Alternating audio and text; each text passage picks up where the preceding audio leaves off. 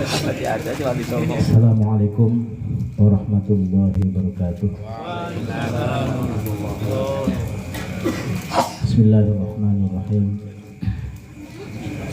Nahmaduka Allahumma ala ni'amin yu'dhinul hamdu bizdiyadiha wa nusalli wa nusallimu ala sayyidina Muhammadin hadil ummati li rasyadiha wa ala alihi wa ashabihi maqamatit turus was suturu li uyunil alfazi maqama bayadiha wa siwadiha amma ba'du. Faqad qala Allah ta'ala fi kitabihil karim a'udzu billahi minasy syaithanir rajim. Bismillahirrahmanirrahim. Kalla idza balaghatit taraqi wa qila man raq wa dhanna annahu firaq wa tafatis saqu bisaq ila rabbika yawma idzin al-masaq. Yang saya hormati Sohibul Musibah, yaitu Bapak Kiai Haji Amron Makmun beserta anak menantu dan cucu. Mudah-mudahan almarhumah Ibu Hajah Sri Kaini binti Bapak Saiman meninggal dalam keadaan husnul khotimah. Amin, amin. Diampuni segala dosa-dosanya, ditempatkan di Raudhah min Riyadil Jannah, dan nanti pada hari yang abadi Allah tempatkan beliau di dalam surganya. Amin ya rabbal alamin. Dan guru kita mudah-mudahan diberikan oleh Allah ketabahan yang sebanyak-banyaknya. Yang saya hormati segenap para alim ulama, para tokoh agama, para kiai, para ustaz, wabil khusus orang tua kita Bapak Ustaz Haji Muhammad Daud. Yang saya hormati juga Kepala KUA Tirtajaya Bapak Kiai Haji Handi SAGMM MA. Berikut penyuluh Tirtajaya dan segenap staf yang hadir di sini juga. Yang saya hormati bapak-bapak amil ini yang kelihatan kompak ya, saudara-saudara kita. Bapak-bapak segenap dari aparatur pemerintahan tingkat desa Segaran yang tidak saya sebutkan satu persatu, namun tidak mengurangi rasa hormat saya. Hadirin yang sama-sama dimuliakan oleh Allah Subhanahu wa Ta'ala.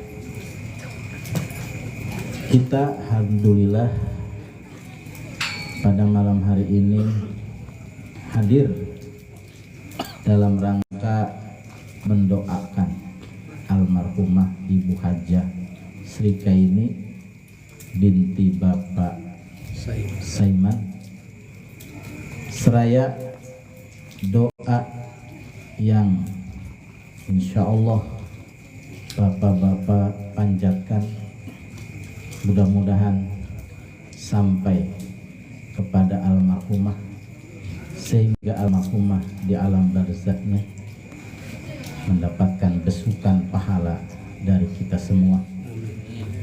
Dan mudah-mudahan ini juga sekaligus menjadi sebuah tazkirah atau ibrah yang bisa kita jadikan bahan renungan bahwa kita juga nanti akan dipanggil oleh Allah Subhanahu wa Ta'ala. Para jamaah yang dirahmati oleh Allah Subhanahu wa Ta'ala, banyak sekali ayat Al-Quran yang menceritakan tentang kematian. Kenapa kita harus bertanya tentang fenomena kematian kepada Al-Quran? bertanya bagaimana pengalaman orang mati kepada Al-Quran. Karena kalau kita bertanya kepada orang yang hidup, nggak ada jawabannya. Gimana pengalaman rasanya dicabut nyawa, enak apa enggak? Kita tahu kan? Karena kita belum mengalami. Ditanya kepada jenazah yang terbujur kaku di depan kita, kita nanya, Pak, bagaimana rasanya dicabut nyawa, Pak? Enak apa enggak? Enggak bisa ngejawab. Ya kan? Enggak bisa ngejawab, jenazah. Juga kita nanya kebetulan kepada orang yang di depan kita sedang sekarat. Pernah kita ngelihat orang sedang sekarat? Pernah ya? Coba kita tanya, Wah kan lagi sekarat, gimana pengalaman sekarat? Coba ceritakan kepada saya. Bisa enggak itu ngejawab pertanyaan itu? Lah enggak. Boro-boro bisa ngejawab, orang lagi sekarat. Gitu. Maka jawaban tentang pengalaman kematian hanya ada di dalam Al-Quran dan Al-Hadis sebagai salah satu akidah mughayyabah atau akidah sam'iyah yang wajib kita imani. Banyak Al-Quran yang menjelaskan tentang kematian, mungkin lebih daripada 50 ayat. Salah satu di antara ayat yang menjelaskan secara rinci tentang kematian adalah firman Allah surah Al-Qiyamah ayat 26 sampai 31 sebagaimana yang tadi telah saya bacakan di dalam muqaddimah. Kalla idza balaghatit taraqi wa annahul firaq wal tafatis saqu bis saqi ila rabbika yawma idzinil masaq. Nah, memulai penjelasan tentang kematian ini, Allah mengawalinya dengan lafaz kalla.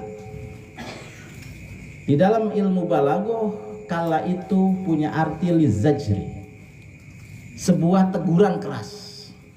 Jadi sebelum menceritakan tentang kematian, terlebih dahulu Allah menegur. Menegur apa?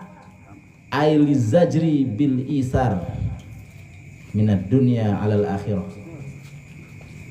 Menegur manusia yang lebih memilih kehidupan dunia daripada kehidupan akhirat.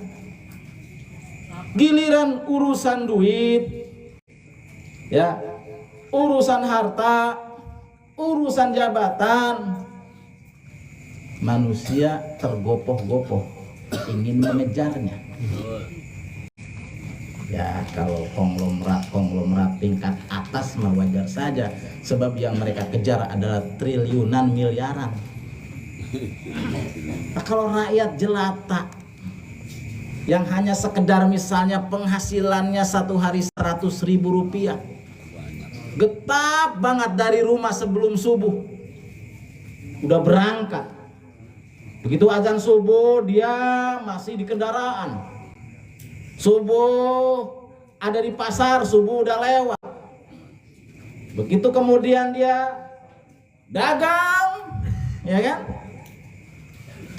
azan zuhur dia lewat juga karena lagi jalan. Begitu asar lagi istirahat, kagak di masjid, di musola istirahatnya, lewat lagi. Pulang maghrib capek, isya ketiduran, apalagi subuh. Jadi semuanya itu demi meraih keuntungan yang hanya sedikit, tapi mengorbankan urusan akhirat. Ya Allah, untung gak seberapa gede, ya hanya 100-200 ribu, tapi ibadah sampai ditinggalkan.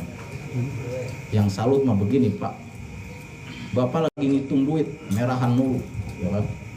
Dihitung 1 gepok, 2 gepok, 3 gepok, pas gepokan keempat misalnya ya, Di tengah gepokan itu, ngitung Bapak gepokan yang keempat, adzan zuhur, Allahu Akbar, Allahu Akbar, ditunda sama Bapak itu.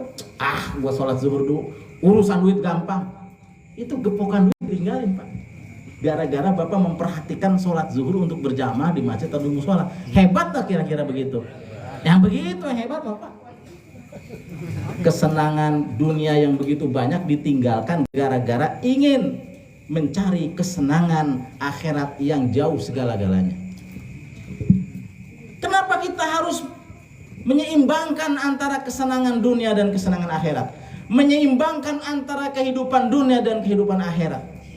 Bahkan kalau perlu, ketika kita sudah dewasa, usia 40 ke atas, seharusnya urusan akhirat harus lebih didahulukan daripada urusan dunia. Kenapa? Karena kita sadar bahwa kehidupan dunia ini pun gak seberapa dibandingkan dengan kesenangan akhirat. Nabi mencontohkan Pak. Coba diem di pinggir lautan, melihat begitu berlimpahnya air laut. Sekarang benamkan telunjuk Anda, lalu keluarkan telunjuk itu dari hamparan air tadi. Coba hitung berapa tetes air yang keluar dari telunjuk. 1 tetes, 2 tetes, 3 tetes, sampai 10, sampai 15 atau sampai 20 tetes. Tetesan-tetesan dari tadi setelah tetesan berupa hanya 10 tetes. Lalu kesenangan akhirat seperti apa? Kesenangan akhirat tetesan-tetesan yang ada di laut. Kesenangan dunia sama kesenangan akhirat gedean mana? Lu jauh. Jauh. Bahkan Bapak misalnya melaksanakan sholat qobliyah subuh 2 rakaat. Itu kata Nabi, nilai pahala 2 rakaat qobliyah subuh khairun minad dunya wa ma fiha, lebih utama daripada dunia berikut kekayaannya. Jadi Bapak melaksanakan qobliyah subuh, dibandingkan pahalanya, nilainya dibandingkan dengan uang 1 tronton, uangnya merah-merah. Bapak lihat ya, di Peru itu ya, Peru itu kan pabrik uang, itu 1 tronton Pak, dibawa semua, berapa triliun itu, nggak ada apa-apanya dibandingkan dengan pahala dan kesenangan akhirat yang diperoleh dari sholat sunat qobliyah subuh. Di sholat subuhnya, maka alangkah menyesalnya Pak kalau seandainya manusia itu meninggalkan sholat qobliyah subuh atau sholat subuh berjamaah. Menyesal. Coba kalau misalnya masyarakat disuruh, wahai masyarakat, nanti di pesantren Ihya Ulumuddin ya ini ya, atau di musolah Ihya Ulumuddin akan dibagikan 1 orang 100.000. Pembagiannya akan dilaksanakan jam 3 pagi. Kira-kira pada kumpul nggak Pak? Bahkan ada yang ngantri sampai dari jam 12 Pak. Akan dibagi uang 100.000, berikut 1 gantang beras. Wah, pada kumpul Pak. Yakin saya. Pada begadang itu. Itu ngebelain duit segitu ya. Padahal tadi qobliyah subuh itu lebih mahal, lebih mewah daripada dunia dan seisinya. Kalau sudah tahu begitu, apa kita ngantri di musola di masjid dari jam 12 malam untuk melaksanakan sholat sunat qobliyah subuh dan sholat subuh berjamaah? Kagak. Kenapa? Karena memang pahala itu nggak ada juntrungannya. Seandainya Allah memperlihatkan juntrungan pahala secara terang-terangan, Allah perlihatkan, tuh berupa kemewahan surga, tuh berupa gadis-gadis cantik, bidadari-bidadari surga yang luar biasa cantiknya Pak. Tuh Pak, bidadari itu Pak, luar biasa ya. Bumi gelap, nggak ada bulan, nggak ada bintang, nggak ada cahaya lampu, nggak ada cahaya apa-apa. Diperlihatkan wajah bidadari di atas langit Pak, di tengah langit. Itu bumi yang demikian gelap akan bersinar. Ada nggak perempuan cantik di dunia ini yang bersinar sampai menyinari alam semesta? Nggak ada. Air laut rasanya asin, ya betul nggak? Begitu satu keclak, ya ludah bidadari dijatuhkan ke air laut, maka air laut yang asin itu akan menjadi manis. Ada nggak perempuan yang begitu Pak? Itu teh nih. Itu teh bidadari teh nanti akan jadi istri kita di surga kalau kita masuk enak nggak tuh? Ya Allah, makanya kata Allah, kala manusia jangan gitu dong, jangan mendahulukan urusan dunia sampai ninggalin urusan akhirat. Ingat, iza balagotit taraqi, ketika roh sudah sampai ke tenggorokan. Apakah roh kita sekarang sudah sampai ke tenggorokan? Belum. Roh kita masih ada di sekujur tubuh kita. Ketika sakaratil maut nanti, maka para malaikat datang. Disebut para malaikat, berarti banyak malaikat. Dipimpin oleh malaikat Israel. Jadi sang pencabut nyawa ternyata adalah para malaikat yang jenderalnya malaikat Israel. Banyak Pak, malaikat-malaikat itu nanti. Gak percaya? Dia aja duluan.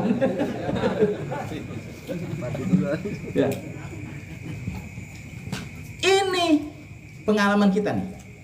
Kalau kita termasuk orang yang soleh, yang taat beribadah, maka malaikat-malaikat itu akan menggiring roh kita dari sekujur badan menuju tenggorokan, supaya rohnya itu ya masuk ke tenggorokan, ya nyampe ke tenggorokan digiring dulu, digiring Pak. Kalau malaikat-malaikat itu datang, kita tergolong ahli ibadah, maka malaikat-malaikat itu akan memperlakukan kita dengan lembut. Kita diusap dengan lembut, ayo roh keluar, ayo cepat keluar ya. Sambil kemudian para malaikat itu memberikan sebuah kabar gembira. Ayo tuh, kamu itu nanti akan menjadi penghuni surga. Jangan takut meninggalkan dunia, jangan merasa khawatir meninggalkan apa yang udah ada di dunia ini. Ya, istri cantik ditinggalin, gak usah takut, di sana banyak penggantinya. Ya kan, harta yang berlimpah ya ditinggalin, gak usah khawatir, sama banyak penggantinya. Nah, dan lihat tuh, kamu akan masuk surga. Wa absyiru bil jannati allati kuntum tu'adun. Ketika nyampe ke tenggorokan, ya kan, maka roh itu langsung dicabut oleh malaikat Israel. Jadi malaikat Israel nyabut roh manusia ketika roh itu sampai ke tenggorokan. Lalu apa yang terjadi ketika roh nyampe kepada tenggorokan? Ra'a kullu mri'in simaru amalihi. Semua manusia akan melihat buah dari amal perbuatannya. Ketika roh sampai tenggorokan alias ketika sakaratil maut, manusia semuanya satu persatu itu bisa melihat buah dari amal perbuatannya. Kalau dia rajin ibadahnya, kelihatan tuh buahnya. Alhamdulillah, ya Allah, saya sering ke masjid, kelihatan sekarang. Saya sering sedekah, kelihatan. Saya sering berzikir, kelihatan. Saya sering baca Quran, kelihatan. Saya sering taklim, kelihatan. Kelihatan Pak. Berbahagia, bunga hati kita. Karena rupanya kita waktu di dunianya rajin beribadah kepada Allah Subhanahu. Bahagia Pak. Boro-boro sakit dicabut nyawa, bahagia. Nah. Tapi kalau amal perbuatannya jelek, melakukan perbuatan dosa besar yang tidak ditaubati sampai meninggalnya, maka yang bersangkutan akan merasakan penyesalan yang luar biasa. Sampai dia pengen dibalikin lagi ke alam dunia. Hatta iza hadara ahadahumul maut, ketika orang-orang yang durhaka itu kedatangan sakaratul maut, qala, ia pun bermohon kepada Allah, Robbi, wahai Tuhanku, irji'un, ya Allah, jangan dulu dicabut nyawa saya, ya, balikin ke alam dunia saya, nggak usah lama-lama, cukup 1 hari saja, la'alli a'malu sholihan, pasti aku akan melakukan ibadah dan amal soleh fima tartu, yang dulu aku tinggalkan. Kalau saya dikasih waktu 1 hari, ya Allah, saya waktu di dunia nggak pernah zakat, saya zakat ya Allah, semua harta malah akan saya sumbangkan ke masjid, ke musola, ke pesantren. Kalau saya diberikan waktu, ya Allah, kesempatan 1 hari saya belum pernah sholat, saya akan sholat selama 24 jam. Kalau selama saya dikasih waktu 1 hari, saya nggak pernah zikir, saya zikir 24 jam. Kalau saya dikasih 1 hari saja kesempatan, ya Allah, dulu waktu hidup di dunia saya nggak pernah hadir di pengajian, saya akan hadir di pengajian, ya Allah.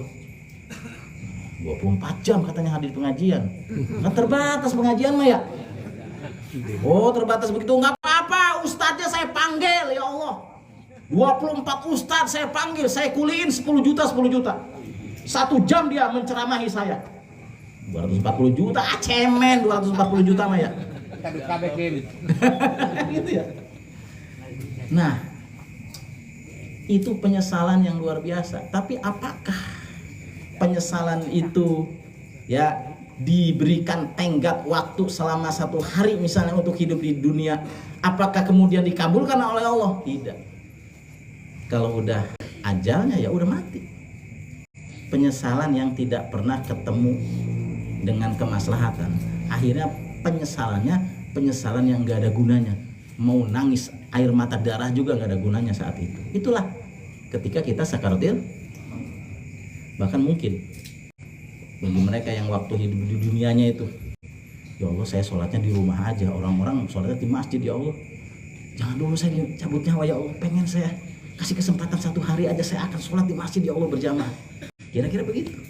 Saya ngaji, ya Allah, hanya seminggu sekali, ya, malam minggu doang misalnya, kasih kesempatan, ya Allah, saya 1 hari aja, insya Allah setiap malam saya ubah pengajian, kan begitu ya? Nggak bisa. Oh. Wakila manro, kemudian dicabutlah tuh nyawa. Setelah nyawa terlepas, bagaimana ceritanya? Wakila, ayqala ba'duhum li ba'din, sebagian malaikat berkata kepada sebagian yang lain, man rokin, siapa yang mau ngejemput roh ini, yang mau menjemput roh ini? Amalaikatul azab, amalaikatul rahmah. Apakah malaikat azab? Apa malaikat rahmah? Tuh, nanti Pak diukur. Udah ketahuan Pak, orang yang meninggal itu kemudian rohnya itu akan dibawa oleh siapa? Kalau dia dalam ukuran Allah ternyata tergolong ahli surga, maka rohnya itu nanti akan dibawa oleh 7 malaikat rahmah. Ditempatkan di mana? Ditempatkan di raudhah min riyadil jannah, yaitu taman daripada taman. Itu 7 malaikat rahmah membawa roh tersebut ke taman surga. Di mana taman surga itu? Di atas 7 lapis langit. Sono tinggi. Nanti kita ngalamin Pak begitu Pak. Ya, naik ke 7 lapis langit. Ya, kemudian setelah itu kita nyampe di taman surga. Mudah-mudahan kita ya. 7 malaikat rahmat yang akan membawa itu roh. Tapi kalau rohnya itu, pemilik rohnya itu tergolong orang yang durhaka kepada Allah, maka dia akan dibawa, rohnya itu akan dibawa oleh 7 malaikat azab. Kemana dibawanya? Ke hufroh min hufaril niron, ke jurang daripada jurang neraka, yang adanya di bawah 7 lapis bumi. Ngeri. Mudah-mudahan Ibu Hajah Sri kali ini dijemputnya oleh Allah Subhanahu wa taala, atau dijemput rohnya itu oleh malaikat roh. Amin, amin. Ditempatkan di mana? Di taman daripada taman surga. Amin ya rabbal. Amin, amin. Wa zanna annahu firaq. Setelah roh dibawa oleh malaikat, 7 malaikat ya, rahmat. Kalau orang durhaka berarti 7 malaikat azab. Wa zanna, barulah dia yakin. Azanna bimakna ayqona. Barulah dia yakin annahul firaqu, bahwa dia itu sudah meninggalkan segala-galanya di dunia. Istri yang cantik jelita ditinggalin. Sawah yang ratusan ribuan hektar ditinggalin. ATM yang isinya ratusan miliar triliunan ditinggalin. Mobil-mobil mewah, rumah-rumah yang begitu megah ditinggalin. Semuanya ditinggalin. Pangkat dan jabatan, ketika di dunia pangkatnya presiden, pangkatnya menteri, jabatannya adalah jenderal, ditinggalin. Gak ada yang menyertai dia masuk ke alam baka, gak ada. Yang menyertai dia hanyalah amal perbuatannya. Itu juga amal perbuatan baik. Ternyata selama ini yang kita bangga-banggakan ketika kita memiliki kekayaan atau jabatan itu nol, nggak ada apa-apanya. Kecuali kalau kekayaannya itu bisa dimanfaatkan buat kepentingan-kepentingan agama dan buat fisabilillah. Sawah ya 10 hektar, yang 1 hektarnya itu disumbangkan, diwakafkan, begitu Pak kudunya. Ini bagi orang-orang yang kaya ya. Kalau punya sawah misalnya 10 hektar Pak, ya kalau udah mati, ya itu kira-kira siapa tuh yang ngambil, yang warisin? Paling anak-anak ya, bener gak? Mending kalau anak-anaknya pada bener, ini pada bermusuhan ngerebutin harta. Ada nggak? Di sini emang nggak ada kali. Itu harta banyak, sawah banyak, kebun banyak, duit banyak. Begitu mati, lah itu antara anak-anaknya saling perang. Ya, gua yang ini, gua harus ini, gua yang punya ini. Makanya wala taftinna ba'dahu, itu ada doa kita. Ya Allah, jangan kasih fitnah kepada kami setelah meninggalnya orang ini. Fitnah yang paling besar adalah tadi Pak, memperebutkan harta kekayaan milik orang tuanya. Maka saya bilang gini, kalau bapak punya sawah 10 hektar misal, ya wakafin 1 hektar mah buat masjid, atau buat musola, atau buat pesantren. Ini yang 1 hektar ini akan menjadi kesenangan kita, sumber kesenangan kita nanti di akhirat. Jangan bicara alam akhirat, alam kubur. Dijamin Pak, kalau bapak mewakafkan 1 hektar 2 meter kali 2 meter, ratusan ribu kilometer, dengan kesenangan-kesenangan yang ada di alam kubur. Kegagalan orang tua suka begitu Pak, harta nggak diwakafin, mati aja, hartanya diperbutkan masing-masing oleh anak. Jangan begitu. Kita sebagai orang tua bagus mewariskan harta ke anak, tapi kita juga kudu memikirkan kesenangan kita sendiri. Kesenangan di mana? Di alam kubur dan di alam akhirat. Itu kubur dan di alam akhirat. Itu yang 1 hektar itu nanti kalau di surga itu bisa jadi istana surga Pak. Jadi istana surga Pak. Sayang kita itu.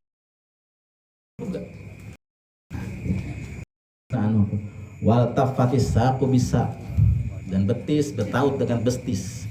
Tafatis saku bisa, dan betis bertaut dengan bestis. Betis kanan bertaut betisnya apa? Hadhihi kinayatun an syiddati sakaratil maut, an syiddatil maut wa alami. Ini merupakan sebuah gambaran kinayah betapa sakitnya dicabut nyawa. Kayak kita kudu nanya Pak sama orang yang sedang sakarat ya, nggak bisa ngejawab Pak, karena sedang merasa kesakitan. Kayak apa sih sakitnya dicabut nyawa? Di dalam kitab di dalam kitab Ar-Ri'ayah karya Imam Al-Muhasibi. Nabi Ibrahim pernah ditanya setelah meninggal, setelah nyawanya dicabut, Nabi Ibrahim ditanya sama Allah, "Ya Ibrahim, kaifa wajadtal maut?" Hai Ibrahim, bagaimana rasanya dicabut nyawa? Kata Nabi Ibrahim, "Wajadtul mauta kasyatin tuslahu baina yadayil qussabi wa hiya hayyah."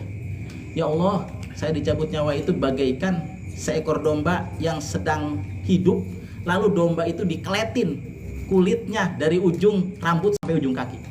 Bayangkan kita lagi hidup, kita lagi berada di ruangan ICU, atau kita lagi berada di ruangan rumah kita, tiba-tiba muncul malaikat Israel dan malaikat-malaikat pendampingnya, lalu mencabut nyawa kita. Itu rasanya kita lagi hidup begini, ini bagaikan kita lagi dikeletin kulit kita dari ujung rambut sampai ujung kaki. Sakit gak kira-kira? Coba aja sekarang kita jajal dah, dikeletin dah, nggak usah dari ujung kaki sampai ujung rambut. Ini aja nih, tuh tunjuk, keletin. Sakit nggak? Sakitnya begitu, Pak. Hanya kalau orang yang beriman dan penghuni surga, rasa sakit itu akan terasa ringan. Kenapa ringan? Karena di saat yang sama dia melihat amal perbuatan baik dia dan melihat tayangan-tayangan surga. Jadi ringan. Coba kalau misalnya orang penghuni neraka melihat amal-amal kejelekannya, udah dicabut nyawa sakit ya. Udah dicabut nyawa sakit, dia melihat tayangan amal kejelekan dia dan juga melihat neraka, lebih sakit lagi. Namanya luka di atas luka. Ya Allah, sakit Pak cabut nyawa. Wal tafatis saku bisa ila rabbika yaum. Sakit Pak cabut nyawa. Wal tafatis saku bisa ila rabbika yauma idzin masa. Ila rabbika, kepada Tuhanmu lah yauma idzin, pada saat akhir nanti, al-masaku, semua manusia diring dan dimintai pertanggungjawaban amal perbuatannya. Nah itu sebuah, katakanlah detail ya, detail tentang rincian apa yang akan kita alami nanti kalau kita dalam keadaan sakaratul maut. Nah, ini juga merupakan sebagai tausiah bagi diri saya sendiri dan mudah-mudahan umumnya bagi para hadirin sekalian, agar supaya kita mulai saat ini ya memikirkan bekal masa depan kita nanti ketika kita sudah menghadap kepada Allah Subhanahu wa Ta'ala. Ini saja yang bisa saya sampaikan. Mudah-mudahan ada manfaatnya. Wallahul muwaffiq ila aqwamit thoriq. Wassalamualaikum warahmatullahi wabarakatuh. Waalaikumsalam warahmatullahi wabarakatuh.